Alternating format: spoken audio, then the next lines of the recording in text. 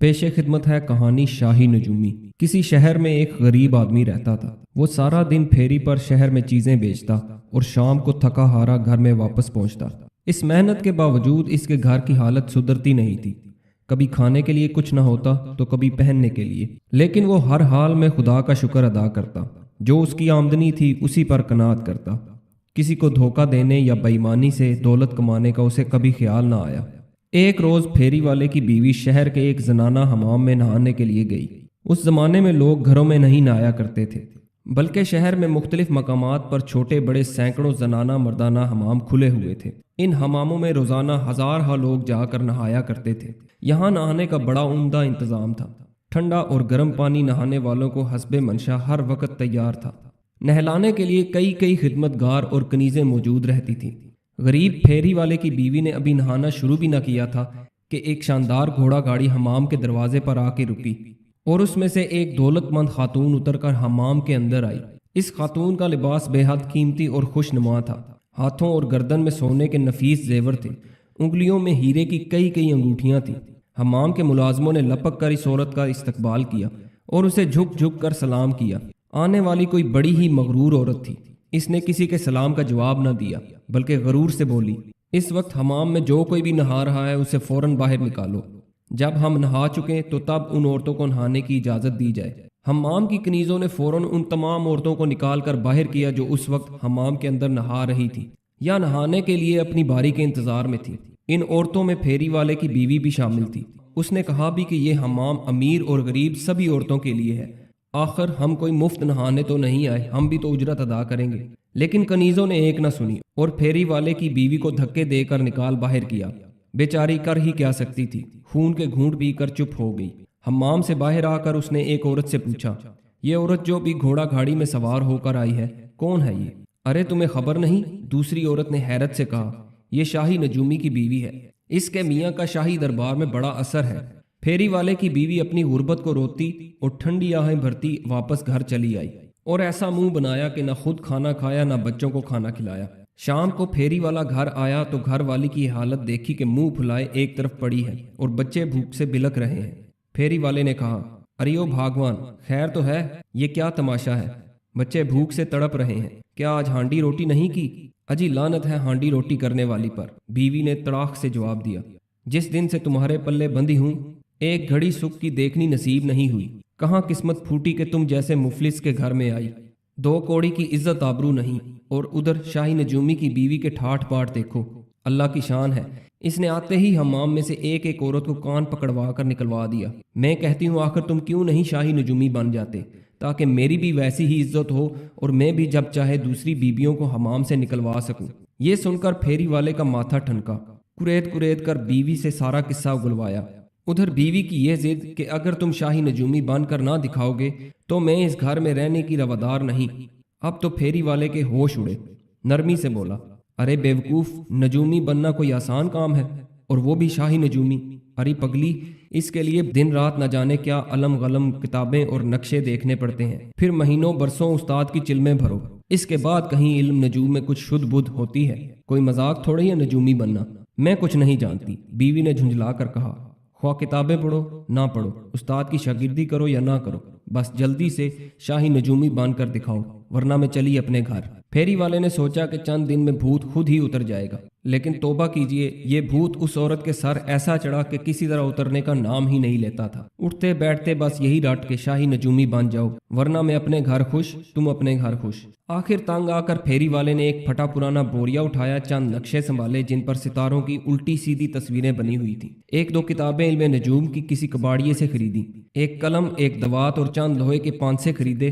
پھر یہ سب چیزیں بوریے پر سجا کر بازار میں جا بیٹھا۔ سامنے ایک تختی پر یہ عبارت لکھوا دی، خاندانی نجومی آپ کی قسمت کا تمام حال فوراً بتائے گا، آزمائش کر کے دیکھیے۔ اتفاق کی بات ہے اس بیچارے نے اپنا ٹھیا ٹھکانہ اس جگہ بنایا تھا جہاں عورتوں کا وہ حمام تھا، جہاں سے اس کی بیوی کو بے عزت کر کے نکالا گیا تھا۔ اس روز بادشاہ کی بڑی بیٹی نہانے کے لیے حمام میں آئی۔ نہاتے وقت اس نے انگلی سے ہیرے کی ایک انگوٹھی اتار کر اپنی ایک خادمہ کو دی تاکہ وہ حفاظت سے اسے سنبھال کے رکھے۔ خادمہ نے حمام کی دیوار کے ایک ننھے سے سوراخ میں یہ انگوٹھی رکھ دی اور نشان کے طور پر اپنے سر کے بالوں کا ایک گچھا بھی اس سوراخ میں پھنسا دیا۔ اس کے بعد وہ شہزادی کو نہلانے کے کام میں لگ گئی۔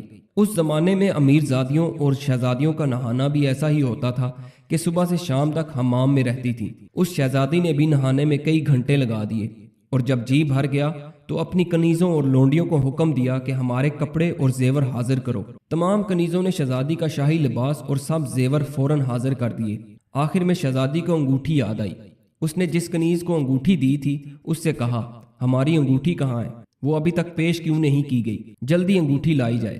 خدا کی قدرت کے اس کنیز کو یاد ہی نہ رہا کہ اس نے شہزادی کی انگوٹھی کہاں رکھی تھی۔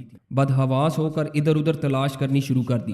سارا حمام چھان مارا، ایک ایک چیز کی تلاشی لی، لیکن انگوٹھی نہ ملی۔ اب تو شہزادی کے غصے کی حد نہ رہی۔ اس نے اس کنیز سے کہا، اگر سورج غروب ہونے سے پہلے پہلے انگوٹھی ہمارے حضور میں پیش نہ کی گئی تو تمہیں قید خانے میں ڈال دیا جائے گا۔ یہ حکم سن کر بیچاری کنیز کے اوسان خطا ہو گئے، روتی ہوئی حمام سے باہر بھاگی۔ اچانک اس کی نظر سامنے ہی بیٹھے خاندانی نجومی پر پڑی۔ غرض مند دیوانہ ہوتا ہے۔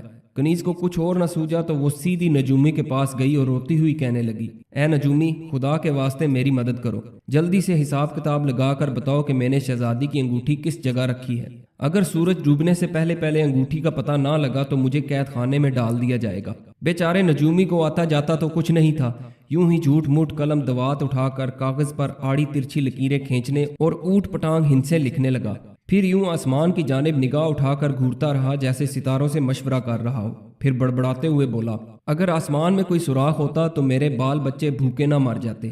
سوراخ اور بال کے الفاظ سنتے ہی کنیز کا دماغ ایک دم روشن ہو گیا۔ اسے یاد آ گیا کہ شہزادی کی انگوٹھی کہاں رکھی ہوئی ہے۔ وہ بے تحاشا دوڑتی ہوئی حمام میں گئی، دیوار کے سوراخ میں سے اپنے بالوں کا گچھا ہٹا کر انگوٹھی نکالی اور شہزادی کی خدمت میں پیش کر دی۔ شہزادی نے پوچھا، انگوٹھی کہاں سے ملی؟ کنیز نے بتایا کہ حمام کے باہر ایک بڑا باکمال نجومی بیٹھا ہے، اس نے علم نجوم کے ذریعے بتایا ہے کہ انگوٹھی میں نے کہاں رکھی تھی۔ شہزادی یہ بات سن کر بہت حیران ہوئی اور محل میں جا کر بادشاہ سے اس کا ذکر کیا۔ بادشاہ اس قسم کے نجومیوں کی ہمیشہ تلاش میں رہتا تھا۔ اس نے حکم دیا کہ ابھی اس نجومی کو ہمارے سامنے حاضر کیا جائے۔ حکم کی دیر تھی کہ شاہی چوبدار اور سپاہیوں نے نجومی کو بادشاہ کی خدمت میں حاضر کر دیا۔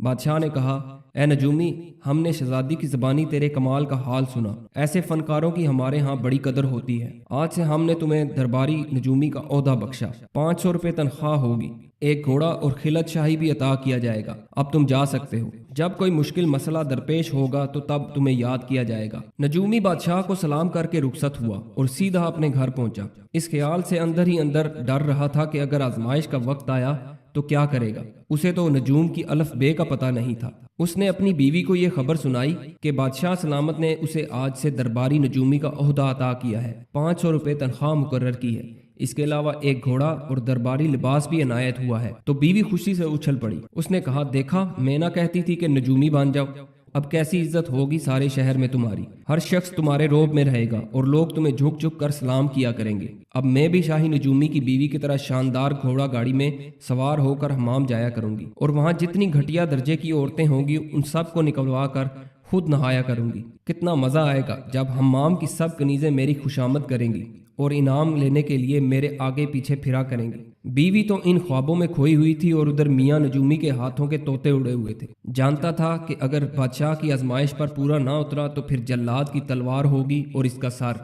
بادشاہ تو سزائے موت ہی دے گا۔ اسی فکر میں روز بروز بیچارے نجومی کی جان گھلنے لگی۔ ابھی اسے درباری نجومی بنے ہوئے جمعہ 8 دن بھی نہیں ہوئے تھے کہ آزمائش کی وہ گھڑی آن پہنچی۔ ایک روز بادشاہ سلامت نے منہ اندھیرے ہی نجومی کو محل میں بلایا اور کہا، اے نجومی، غضب ہو گیا، کل چند ڈاکوؤں نے شاہی خزانہ لوٹ لیا۔ اب جلدی سے علم نجوم کے ذریعے ان ڈاکوؤں کا سراغ لگاؤ تاکہ ہم انہیں گرفتار کر کے شاہی خزانہ برآمد کریں۔ یہ سنتے ہی نجومی کا خون خشک ہو گیا، ٹانگیں تھر تھر کانپنے لگی اور چہرے کا رنگ ہلدی کی طرح پیلا پڑ گیا۔ اس نے بادشاہ سے کہا کہ حضور، اس کام کے لیے مجھے کچھ عرصے کی مہلت چاہیے۔ بادشاہ نے کڑک کر کہا، اس کام کے لیے تمہیں جتنے دن کی مہلت چاہیے طلب کر لو۔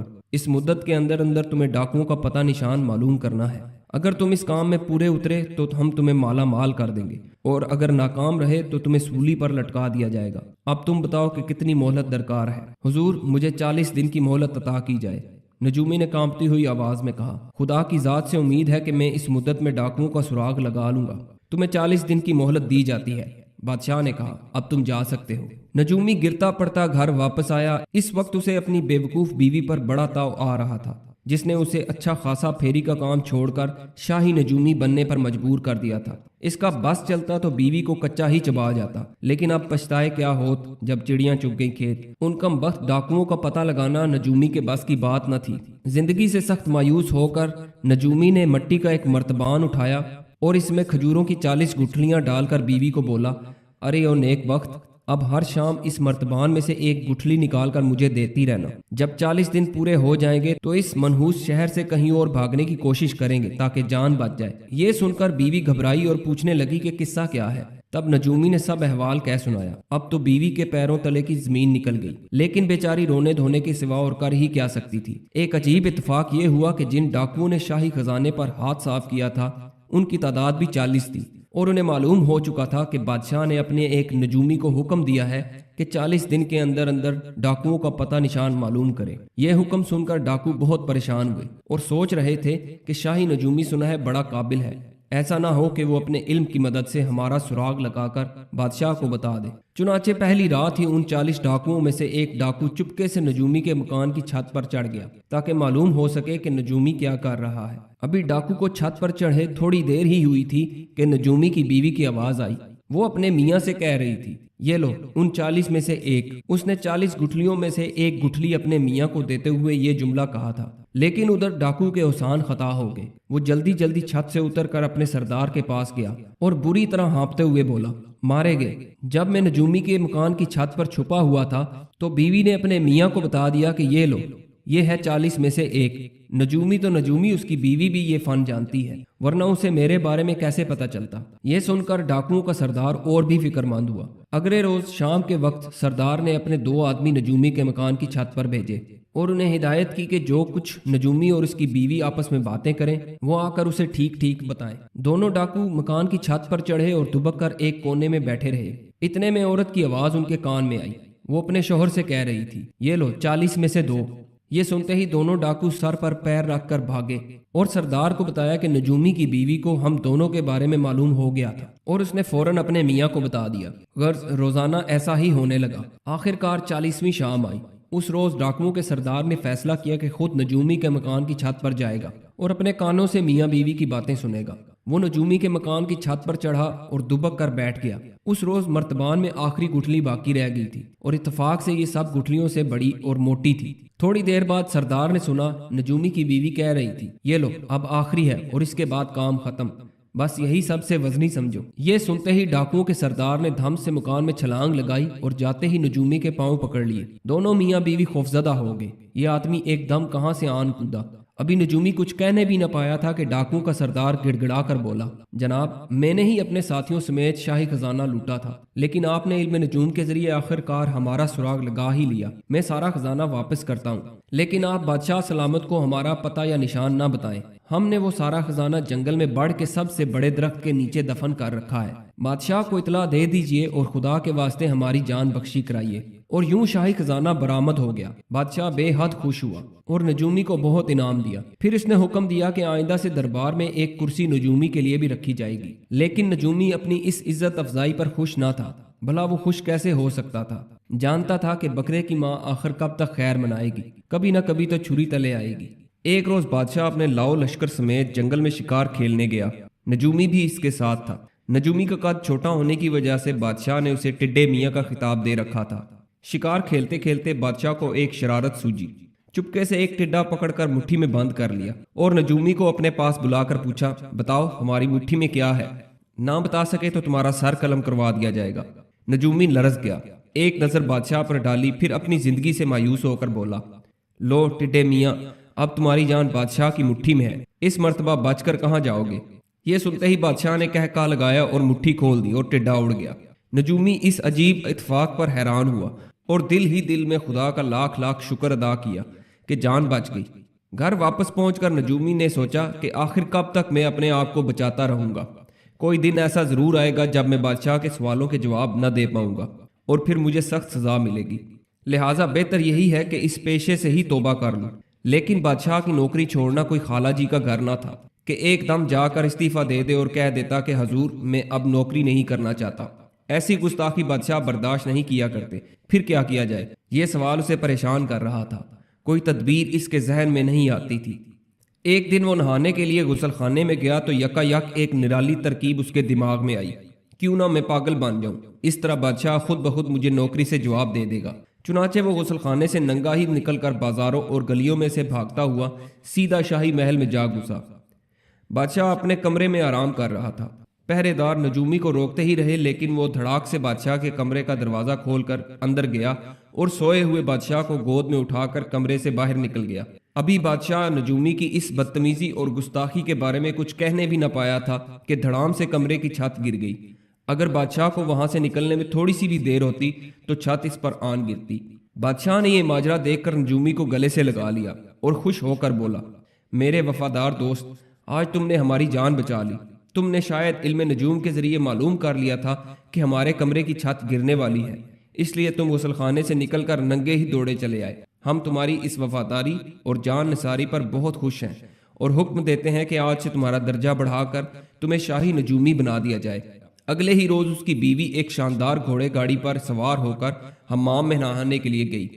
حمام کی کنیزیں اور خادمائیں اس کے استقبال کے لیے دوڑی، کیونکہ اب وہ شاہی نجومی کی بیوی تھی۔ وہ یہ جان کر دل میں بڑی خوش ہوئی کہ سابق نجومی کی بیوی اس وقت حمام میں نہا رہی ہے۔ حمام فوراً خالی کرایا جائے۔ نئے شاہی نجومی کی بیوی نے روبدار آواز میں حکم دیا، پہلے میں نہاؤں گی، اس کے بعد کسی اور کو نہانے کی اجازت ہوگی۔ حکم کی دیر تھی کہ کنیزوں نے حمام میں نہانے والی کئی عورتوں کو نکال باہر کیا۔ انہی میں سابق شاہی نجومی کی بیوی بھی شامل تھی۔ وہ گردن جھکائے ایک طرف چلی گئی۔ سچ ہے، غرور کا سر ہمیشہ نیچا ہوتا ہے اور خدا جسے چاہتا ہے عزت دیتا ہے۔ دوستو، یہ کہانی آپ کو کیسی لگی؟ کمنٹس میں اپنی رائے کا ضرور اظہار کیجیے گا۔ ویڈیو دیکھنے کا بہت بہت شکریہ۔